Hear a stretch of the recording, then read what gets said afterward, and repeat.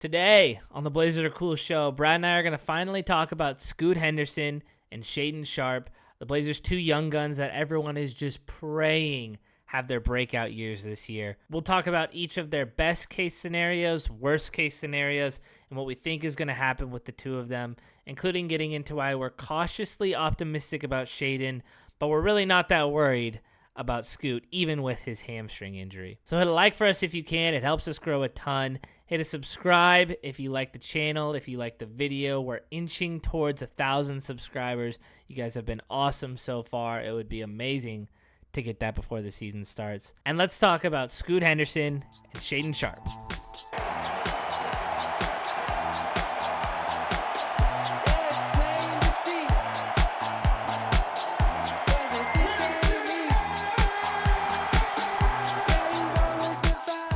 Brad, our two young cornerstone pieces, our high draft picks of 2022 and 2023, they've gotten 2025 off to pretty different starts. Shaedon has looked amazing by all accounts, including yours, which I think you'll elaborate a little bit on. And Scoot with the hamstring tear, unfortunately, is going to be out for a decently extended bit of time. You might know better than I was. Were people high on Shaedon kind of like in this similar way going into last camp? Yeah, big time. I think we talked about this before too, how like one of the reasons, I mean, not that I'm doubting or was doubting, because I'm fully on the Shaedon train right now after FanFest. But like before I went to FanFest, there was I was like, oh, I've heard this story before kind of thing, where it was like, oh, Shaedon's a star at training camp, because we heard the same exact thing last year. Last year, the whole story was it was Shaedon and Tumani. And to be fair, Shaedon then like immediately got hurt and missed the first 10 games of the season. And you never know, like, especially when you're that young, like having your build up to the season be affected that much can like realistically affect your whole season. You know, that puts you back. It doesn't just put you back the games you miss. It completely changes how you're preparing, how you're training for the season. Changes everything. But it's one of the reasons, because I mean, it's no secret that you and I were, I think amongst Blazer fans kind of lower on Shaedon than I would say the average fan. I would agree with that. But then he looked awesome. He looked awesome at FanFest. And that was like, it's one of those things that we've talked about. So it's what's funny about FanFest is it's like a place where it would make a lot of sense, especially for a guy like Shaedon to kind of, or supposedly like Shaedon to, play relaxed, not kind of coast a little bit. But he was more locked into this scrimmage game than I've ever seen him locked in his entire time as a Blazer, which I think is awesome. The way we were talking about this a little earlier, but I think the way you described it is overcompensating on defense, like running too hard at something, being a little too eager. And I think every Blazer fan would definitely agree that if the problem with Shaedon's defense this year is going to be he's trying too hard, then we've at least overcorrected the problem from last year, which a lot of it stemmed from being aloof, not being in the right spot. I'll play this clip right now, but the play that always sticks out to me from the season when I remember from last year was in the Cavaliers game on the road. So a play that I recall, it was at the end of regulation in the Cavs game where Shaedon has that really nice putback tip shot to tie the game when we were down 2 with about 30 seconds left. He had that tip shot, and then he also had the one at the very end of the game where Ant got fouled instead and still made the free throws. So Shaedon was doing really good stuff, offensive rebounds, putbacks. Like, that's exactly what you want to see out of someone who could jump higher than literally anyone else in the NBA, right? Yeah. The problem was, went down on the other end of the floor, Sharpe lost Max Strus on the baseline. He ran to the corner, hit a corner 3. Oh, I remember that. And goes up 3. And it just brings me back to that comment that Chauncey made in that quick article of Shaedon can be a 23-point-a-night scorer, but he can't be let up 25. And so that, to me, just encapsulates the defensive problems that we had with Shaedon, where it could be on the offensive end, but it would just be a lapse in attention, a lapse in effort, just not knowing or not trying to be in the right spot. And whichever one you think it is, regardless, the outcome was kind of the same. And so if what he's at least showing is tons of effort and tons of energy on the defensive end, with the defensive installation he'll have around him at basically any time, that's going to be enough to be fine, because that's exactly right. He'll get a couple steals, he'll make a couple good plays, and if he misses an assignment, Drew Holiday, Tumani Kamara, Denny Avdia, and Donovan Clean will be there to clean it up. He just can't completely forget where he is like he did last year. Yeah, dude, because at FanFest, he was like objectively probably a negative defensive player still during that scrimmage, but it wasn't because of a lack of effort, which we've yet to honestly see from Shaedon. He was locked in defensively from the first possession, and he just overcommitted and got burnt a couple times. That's all it was. Yeah. And the entire game, off ball and on ball, he was looking. He almost played like a panic defender. Yeah. He played a lot like how I thought Scoot played last year defensively, which Scoot had like I thought a really fun defensive season where he was probably a negative on impact, but a positive in reaffirming your beliefs that he's going to be a good defender. Yeah. Just because he was so active, so overcommitted on everything. And like we've talked about with Shaedon, the entire issue is like you'd rather have things that you were reeling in. Yeah. Like Scoot's a guy you have to reel some things in. With Shaedon, it's like we've been wanting things to – what's the opposite of reel in? Cast out. We want things to cast out. We want things to cast out. And dude, he was locked in defensively, both on ball and off ball. And not only that, it's plays like this where he was using his athleticism defensively. Because of course, like as hard as you try, there's going to be plays where in the NBA you're going to get like wrecked. Yeah, that's just to be expected. But there's this play where he missed a shot. The opposing team got the rebound and tried to throw an outlet pass. He's at the half court line. He jumps up as high as he can, like arms as high as he can, and deflects the ball. And I can't remember if it ended up being a steal. I think it did, but it was like at least a deflection. And I was like, whoa, like where did that come from? It's like the world's best cornerback out there, basically. Yes. I was like, dude, this is sick. And the only like slight concern I have with Shaedon, and I've kind of said this, I told you this how like I wasn't surprised when I heard that he was awesome at training camp, because my thing with Shaedon is always he's a better player the more casual the setting. He's like the kind of guy that if you're playing like casual pickup ball, he's like gonna absolutely blow you away. But the more there's, need for team communication on both ends, more there's need for like just pure like effort and hustle play, the more you can't coast on, athleticism and talent, the less well he plays. So it's why at first I was like, it's not that I didn't believe it, but I was hesitant about the training camp news. I was like, let's wait till we see it in like an actual game. And I've been to FanFest before, and it's awesome to see that even in a setting like that, he looked good, not because of his overwhelming talent and athleticism being bigger than the moment he was in, but because he was playing hard. Yeah. It's the exact opposite of the problem we've had with him. It's like, oh, he's playing hard in a small moment. Like, that's what you want to see. Yeah, I'm interested to see how Shaedon does in a more advanced offense, because to credit to Shaedon, to your point, it kind of felt like the offense that Chauncey had installed the past 3 years was pick up street ball, where it was kind of just like throw one screen up at the top and then let someone go, and if you don't get it, pass it along. So it's good to see that the defense is at least maybe trending in the right direction. I think the other side to Shaedon, there's the 3 and the D, right? And I think 3-point shooting, I mean, it sounded like maybe he was hitting a couple threes. He had a deep 3. You were telling me he looked awesome. Yeah. So I think from that regard, we're never going to see the threes until we get, like 20, 25 games into the season with enough sample to determine that. But those are the two things that will basically make or break Shaedon's season. I know we've also talked about, I mean, his finishing at the rim last year was like godly, especially for his age. And that's something that probably can't stick to that degree for the rest of time, but I don't think it'll get that much worse. It makes sense in my head when you think about the fact that the guy with the highest vertical in NBA history has the best finishing at the rim because he can just glide up there. No, yeah, you're 100% right, because my concern with Shaedon for this season, everyone's like, oh, he's an elite finisher, he's always going to have that. But the reason he looked, okay last year, or when he was at his best, is because he was finishing at like generational levels at the hoop. Yeah. Like percentages that are high for like bigs, like elite bigs. I personally expect his shooting at the rim to go down a bit this year. Like not like an insane amount, but I think it's going to go down to hopefully from generational levels to elite levels. That's kind of what I'm expecting. Dude, like as good as he is at finishing, like he's getting away with his bad shooting because of how good he is at finishing. But that finishing is probably going to go down. So his shooting needs to go up to continue to be a player you can play. Right. And dude, during that FanFest game, I mean, that was the number one thing I was looking for. Like my brother and my girlfriend both were like, what player are you most excited to see? I was like, I need to see Shaedon. Yeah. Like I need to see him just make a couple threes, like real. And the threes he made were like he was trying to prove to me personally that I should be hopeful. It points up into the crowd at Brad.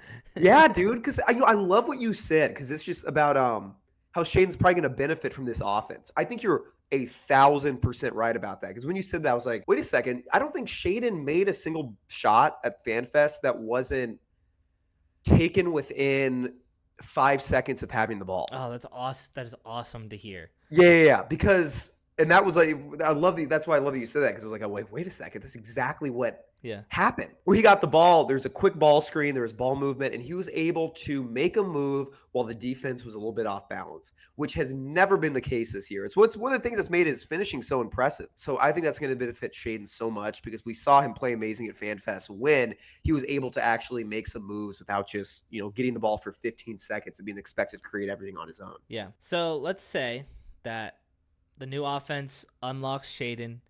His 3-point percentage goes up, and I'll let you determine how far up with the question I'm going to ask you. Mm-hmm. And the defense, it rounds into form. It's not terrible anymore. How far, I guess, with those three things, if they all come together in what is your eyes the most, in the best possible way it could this season, what is Shaedon Sharpe's ceiling for 2025-26? Dude, that's such a good question, because not that we're Shaedon haters. I just think we've really acknowledged what the reality was last season, that Shaedon was the guy, despite all the things that we all see when we watch him, we're like, oh, there's so much potential there. What's so amazing about him is the fact that he had those two, huge negatives, yet everyone can still agree that there's a huge amount of potential there. He might be the only guy in the NBA, and this is a good thing, the only guy in the NBA who could be the worst three-point shooter and one of the worst 3-point shooters in terms of volume. That's a fact. And one of the worst defenders at the wing in the NBA. And still people are like, this guy could be an all-star. Yeah. It shows how much is there. And he's now on a team this year especially where he doesn't have to be a great defender. He just needs to be high effort. FanFest is a very, very, very, very, very small sample size, but it's given me way more hope that he could be that. His shooting looked confident and aggressive, especially in a new motion offense, that he could maybe get some shots that were – because he actually had a really good shot attempt quality from three last year. I think there's this idea that, like, he was taking a lot of guarded threes. That's why he was bad. He was a bad open three-point shooter last year. However, he's clearly a guy who needs to be in the flow of things, who needs to be moving in order to feel like he's, in his zone. He's not a guy who – because Shaedon's the kind of guy, like, if you let him be stagnant, he's going to be stagnant. Yeah. If you force him to be moving, he's going to show amazing things. The ceiling to me is 23, 5 and 6 rebounds, 3 assists. The big one, the field goal percentages. I know, because that's what it's all about. Yeah. 47, 36. 36 is the ceiling for 3-point shooting. I think that's his ceiling 37. I know that's like, ceiling 37. Here's what's crazy. If a random person was like, you're arguing about the difference between 36 and 37, there's a difference. There's going to be you can like feel the difference in a guy who shoots 36 or 37 or 37, 38. As silly as that sounds. When it comes to Shaedon and his volume and when he's probably going to be taking these threes, 36 to 37% 3-point shooting is probably the difference of a win. Yes, 100%. If I had to argue. Yeah, I think that's his ceiling. I think realistically, Shaedon is like a 20-point per game scorer. I think his finishing at the rim goes down a little bit. I think his shooting goes up a little bit, and I think he looks like a much higher effort defensive player who still struggles on that end, but not in a way where he needs to be benched for us to have a good defense. Mm-hmm. I think that's what he's going to be next season. It's going to be like a 20-point per game on like 40. What did he shoot from the field last season? He shot 45 last season. So I expect that to be pretty similar, personally. I think that his shooting at the rim is going to go down a little bit, but I think his 3-point shooting is going to go up. So it's going to offset to being about the same overall shooting percentage. Mm-hmm. What do you think? I actually don't know what you think. What do you think? I think that falls pretty in line with my expected. Like from a defensive standpoint, the ceiling would be we never talk about his defense. Like it's just sure the defense is so good that whether Shaedon's a problem or not, we just are like, I'm never like, and Shaedon tonight on defense. It's just like he's just a ghost. Like he just doesn't. Yeah, dude.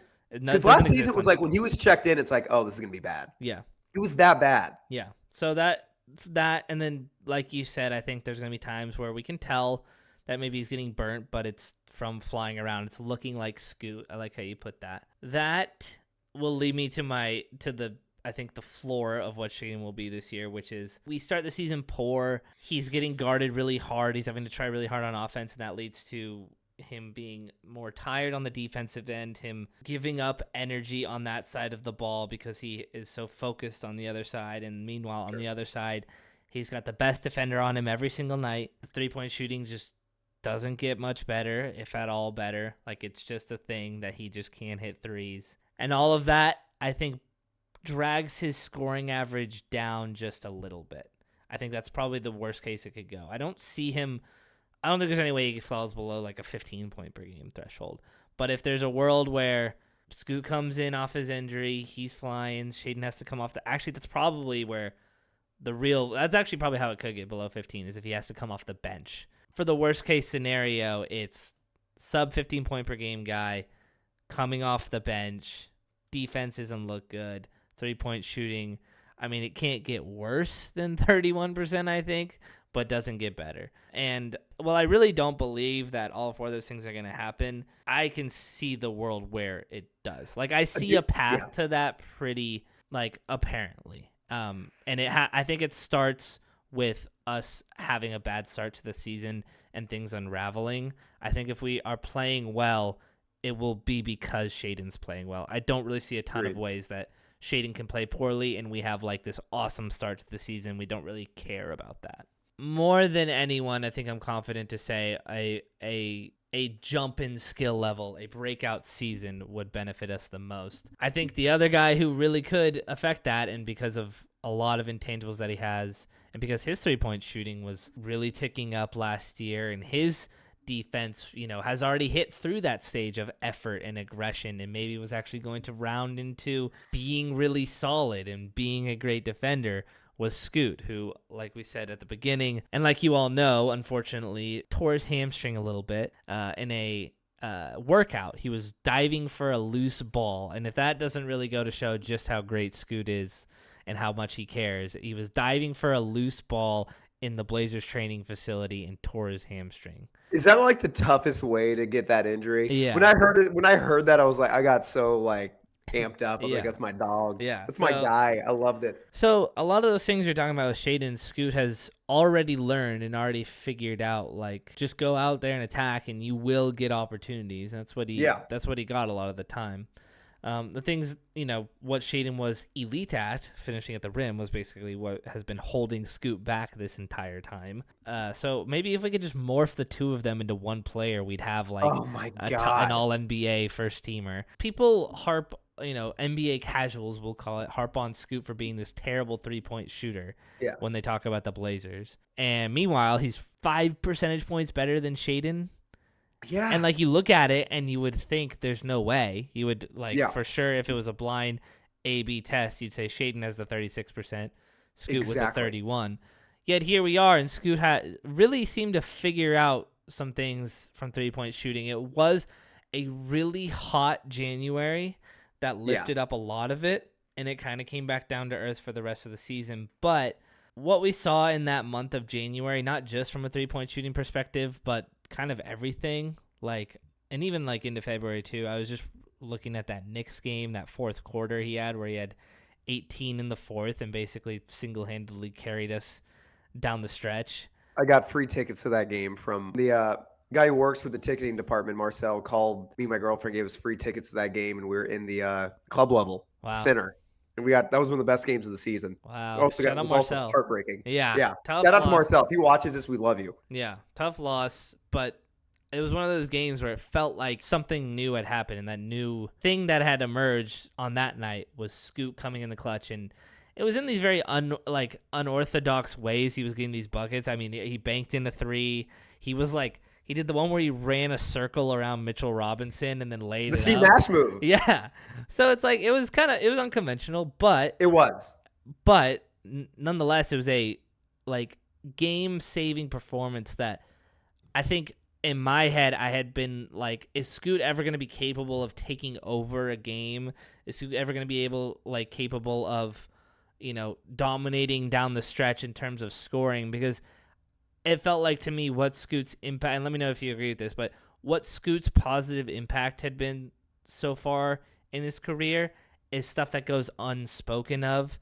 It's Yeah. assists or like hockey assists or, like we said, hustle on defense. It's not really attributing to steals as much, but it's at least picking up the energy of people. And it's also, the last thing about Scoot is he just seems like the best team player ever. He's always clapping and hyping up his guys from the moment he entered Summer League. I remember he was doing that. So that's what it felt like Scoot, where he was shining more than like Shaedon, where it's like really cool, flashy buckets, you know? Yeah, no, you're 100% right. And that's kind of the realization I had at FanFest when I was watching this new high-paced motion offense was how we clearly needed a ball handler, because I was really impressed. I was really impressed with like Blake Wesley, for example, because of he looks so good defensively, but it was clear that if he's going to be running the offense, it's not for the backups, it's not going to look great. He made it, especially in a new offense that's demanding ball movement. We need a guy who fits that role of a pass first, ball moving, selfless player. Not that Blake Wesley was selfish, it was the opposite. It's just that he clearly was not used to this kind of offense yet.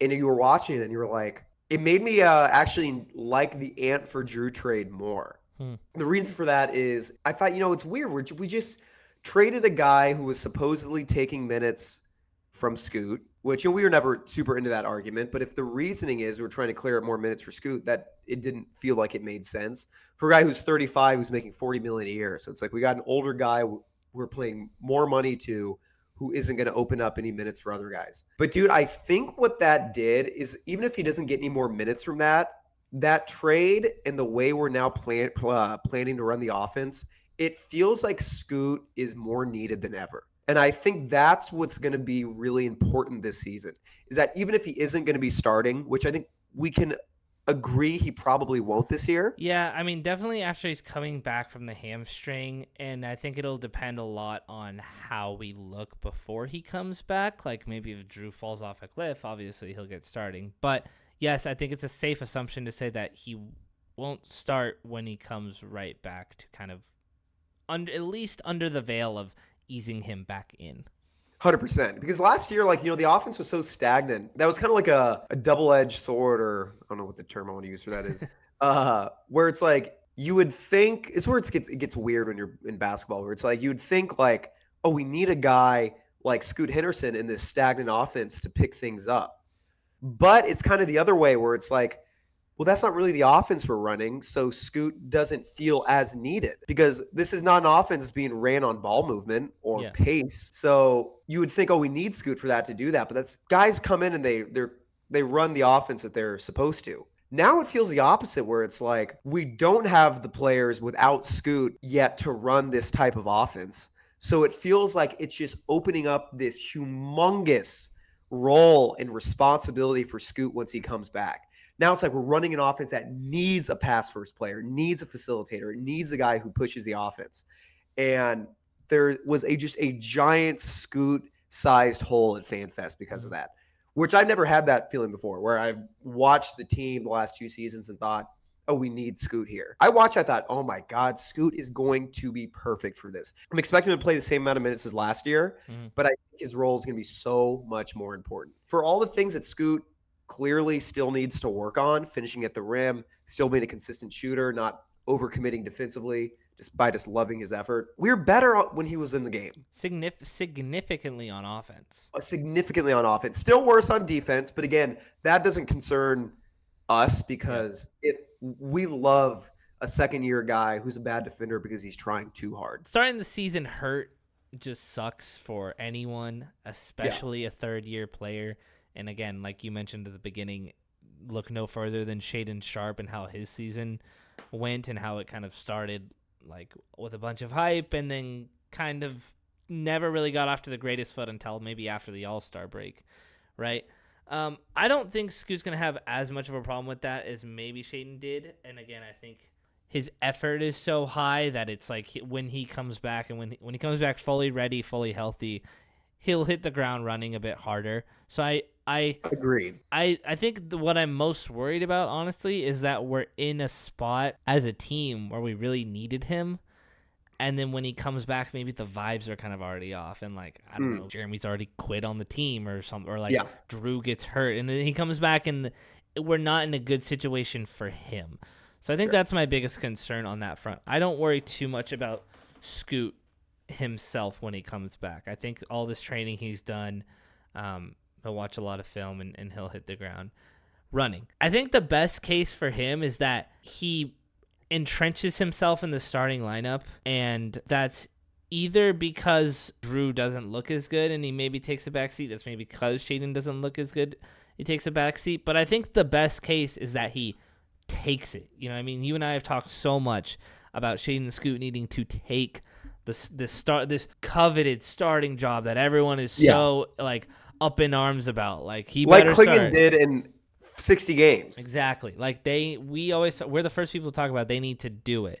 And so I think the best case scenario for Scoot is that he does it. He outplays Drew. He outplays Shaedon in terms of like his value to the offense and to the team. And whatever the numbers are, like I don't really care as much because like we've been saying, I think with Scoot, like maybe I care like about the assist numbers, but maybe not in this offense that seems to be all about not a single person dishing out everything like a Trae Young Atlanta Hawks offense or like a traditional Dame offense. This is an offense that's going to be free-flowing. So I don't even really care what his numbers are. Maybe a best-case scenario is like a 39% from three-point shooting season. For best case? For best case. I agree, that's best case. Which sounds high, but I like weirdly think he can do it. Like if January wasn't a fluke is kind of the other way I would put a best-case scenario. Because that January and that February for him were really good. And I think with better players like around him, a better offense, that'll unlock even more. So if he's playing up to that standard for a whole year when he gets back, I think those are the two ways that it could become a really, really good season for Scoot, and he could have a breakout year like a lot of people say. Yeah, dude, because I always thought last season, people kind of interpret Scoot's season last year incorrectly by looking at the stats. Because I think Scoot could be used in like a math class on the proper usage of median, mode, and what's the other one? Median, mean. mode, mean. Yeah, mean, median, and mode. Yeah. Because, and this is good and bad. It's the good here is that Scoot had some games that showed insane highs. The bad is that if you take out what are kind of, I guess you would say, the outliers, which I'm not saying they are outliers in terms of how he's going to be, but are just like statistically outliers. Like if you take out Scoot's 8 out of 10 3 game, 2 games where he went 4 out of 4. I don't remember the exact numbers. I can send you can post them up here. But if you take out like a handful, like 3 or 4 or 5 games, he shoots pretty close to from 3 as he did last year. And that's not to say anything bad about him. That's good because that's still big time progress. And it's enough to be excited and to think that, I think he's probably stays at the same 3-point shooting percentage, but it's much more consistent. Yeah. That's my hope. Because here's what's weird. Here's what's weird about Scoot.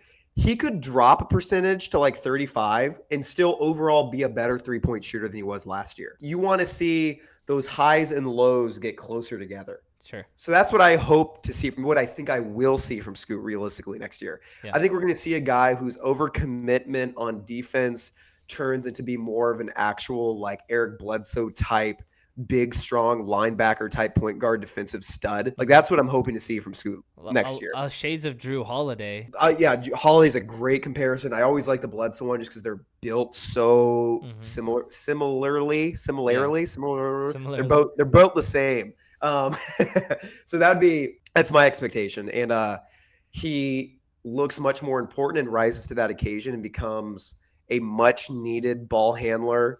And honestly, he's probably going to be one of the better shooters on the team if he goes to that average that I'm trying to see from him. Yeah. Best case scenario, it's not just that, the offense needed him. It's that he's now the de facto leader of a new offense that truly needed him. Wow. And he's able to push the pace because you've heard him talk about it. He's like, and I love that he said this. He's like, we've been talking about pushing the pace the last 2 years, but we've never actually done it. The way we're playing this year is going to be a lot faster. We always talked about how we want to play fast, but it was never really any construction around it. So we were kind of just free roaming a little bit. But I feel like this year with Sain and Tiago and CB with the head of the snake, I think it's going to be a lot of fun. Like you said, a lot of unexpected cuts, and I'm gonna be able to know where everybody's at. We're all gonna be moving in unison, so it's gonna be fun. I was like, thank God someone said that. Someone I was called getting out. so Yeah. pissed last year when they would always talk about like, oh, we want to push the offense. It's like we're like 25th in pace. Yeah. With one of the most athletic and young teams in the NBA. But Scoot was like, yeah, we haven't done that, but I really think we're going to this year. And I was like, I believe him. Worst case scenario, he still looks like a bad shooter. He has too many turnovers and he overcommits a bit on D. But I honestly think his worst case, he still is a needed part of this team. I'm like not scared about his worst case scenario. That's the difference between Shaedon. I think Shaedon's worst case scenario, because we were super positive about Shaedon's today. Yeah. We have high hopes, but I think that because of his just natural demeanor, because I still think the number one story of last year was that before Shaedon was benched, he was warned he was going to be benched, and Chauncey was supposedly blown away with the lack of response to being threatened to being benched. And I thought that was like the most worrying story about a player that we've had in a couple of years. It's like, God, this is a 21-year-old who was told he was going to be benched and he didn't care. But, that's why I think Shaedon's floor is the one I'm most worried about, even though I don't think it's going to happen. Still the one I worry most about. Scoots is the one I worry the least about, just because he just works so hard and clearly cares so much and puts in full effort. That, like, worst case scenario, I still think just purely on hustle and effort alone, he's a guy that is going to be valuable. Again, I don't think Scoot will be causing us any problems this season. We're very bummed that he's going to be hurt for the start. We had such high hopes for this team, and I think surprising people at the jump was a good way for us to maybe snatch a couple early wins. We'll see if we can do that. I think with every preseason minute that goes on, the Shaedon bubble is going to rapidly expand. So any final thoughts on the two of them? Yeah, dude, I mean, I'm just so excited for the preseason because it's one of those things where with Shaedon, we'll know pretty quickly, I think. Because Chauncey said his number one challenge to Shaedon for this season was to try to start the season like he finished last year. Yeah. Because he said, thing with Shaedon, we had to work all year hard to get to that point in terms of effort. Mm-hmm. And he doesn't want to have to do that. He wants him to be where he was at effort-wise at the end of last season, this season. And I think we'll know pretty quickly if that's the case. Yeah. So I'm pretty excited about that. Yeah. And preseason's a good barometer because, like you said, at FanFest, if he's trying at FanFest, you have to assume he's trying in a real game. So if he's trying at FanFest and he's trying at preseason, I think that bodes well. So let's just It's going up the ladder, which is what we want to see. We just need effort out of Shaedon for the next game. So very excited to watch it. Hope you guys are too. Thank you for listening to another video, another preview. We're dwindling down on these. We got 2 more to go, 4 more veteran players to lay out for you. A wide range of opinions, I think we could say, on those guys. So stay tuned for our thoughts on that. Hit a like if you listen this far. We really appreciate you and your time. I just subscribe if you enjoyed the video and want to hear some more. And with only, 2 weeks till the regular season starts, it's pretty safe to say I'm feeling like the Blazers are pretty cool. I honestly have never thought they were cooler. They've never been cooler than right now. I appreciate you guys. See ya.